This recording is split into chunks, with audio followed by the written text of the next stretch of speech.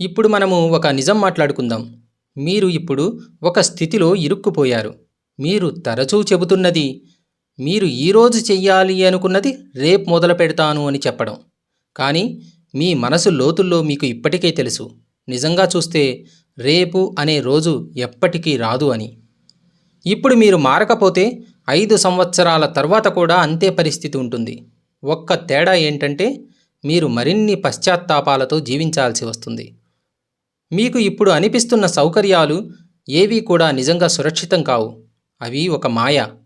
మీరు ఏమీ చెయ్యకుండా ఆగిపోయినంత మాత్రాన జీవితం ఆగదు.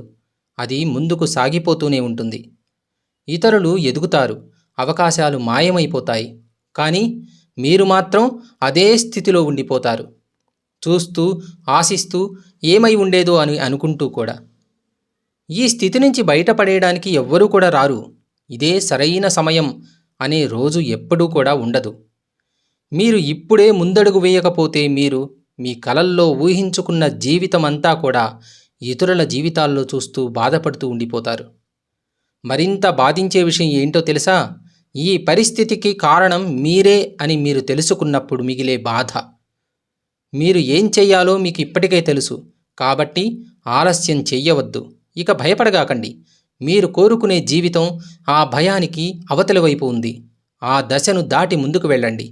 5 సంవత్సరాల తర్వాత మీరు సంతోషంగా ఇలా అనుకోవచ్చు, నాకు ఇంకా గుర్తుంది, ఆ రోజు నేను మొదలుపెట్టాను కాబట్టే ఈరోజు నేను మంచి స్థితిలో ఉన్నాను అని.